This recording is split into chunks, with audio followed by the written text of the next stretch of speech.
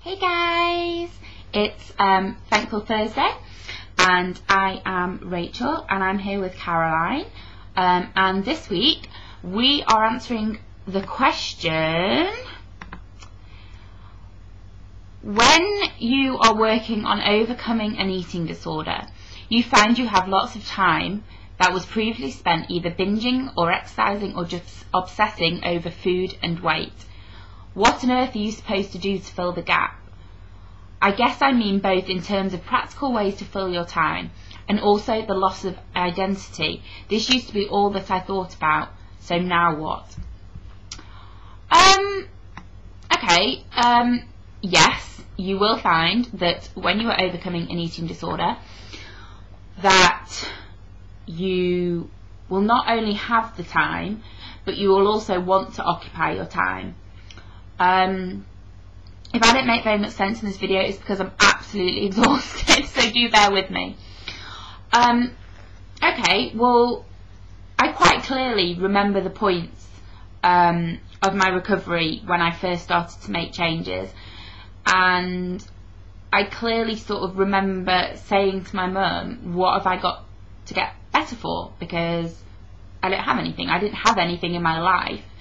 And so I was kind of like, I decided I wanted to recover, but I had nothing to recover for because I didn't have those things in my life. I'd lost everything. I'd lost friends, I'd lost my studies, I'd lost my social life, I had no commitments because I wasn't able to work when I was poorly.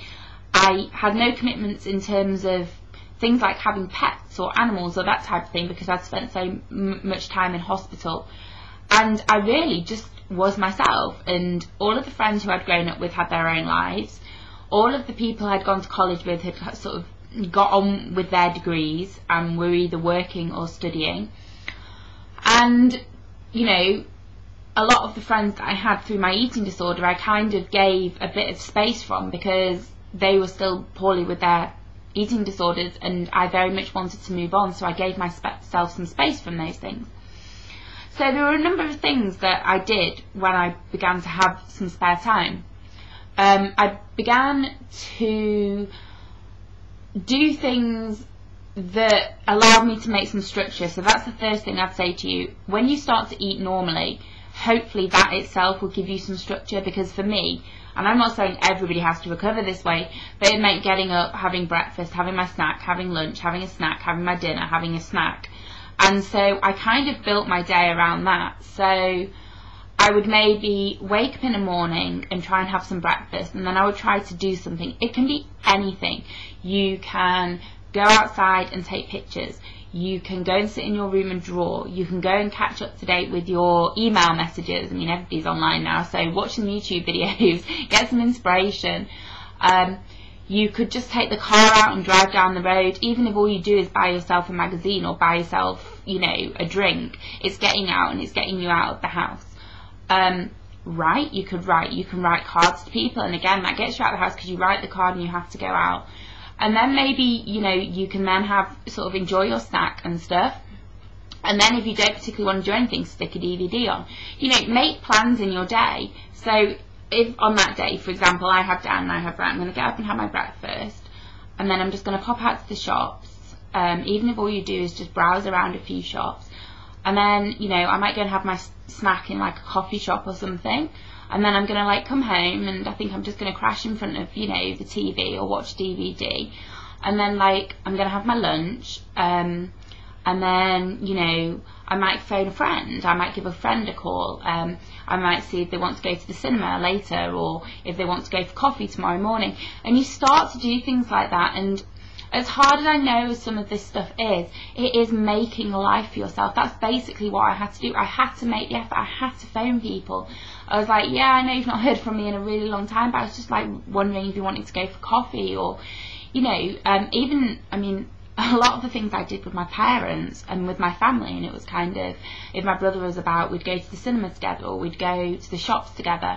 Trying to do things with people. I've got godchildren, and, you know, my friends have babies, so I could go and see them for, you know, a couple of hours in the afternoon. I think it's important to get out. I think it's important to be doing stuff that's kind of stimulating. you know. And then I kind of built up a load of hobbies. I mean, you know, I write, I love to write, I adore writing. I don't take photographs anymore particularly, but I did a lot of photography when I was recovering, and I could like spend the whole afternoon in my garden, obviously when it's not like really cold, but just like taking pictures. I got animals. I have 3 cats and a rabbit, and I used to have 3 rabbits. So, you know, that gets you up in the morning. When I was first recovering, I was very, very underweight, so I wasn't particularly active. I wasn't really supposed to be driving. I was at home, and I built up a number of things at home that would help me. And just doing something as simple as getting myself up in the morning and getting dressed, even if I'm not particularly going anywhere, putting some makeup on, and just, you know, opening my curtains and saying, right, okay. And, you know, I did all sorts of stuff.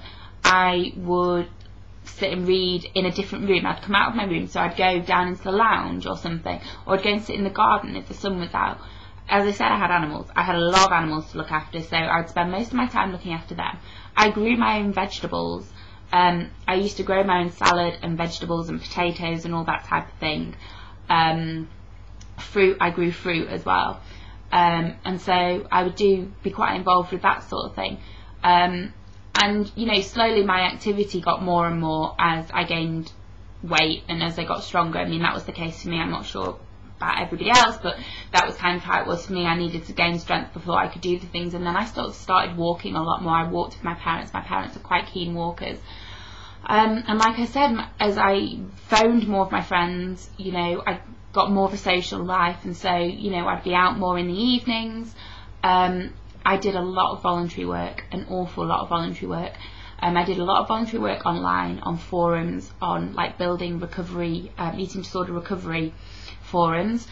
I also was quite proactive in my community, and I chose to work with young people in my community and sort of help them get off alcohol and drugs. And we actually went out on a bus and sort of collected young people and sort of gave them a space. The bus was like kitted out with like decks and like a music station and like a DVD player and a computer and all the rest of it, so they could just come onto the bus and play games and do that sort of stuff. I did that.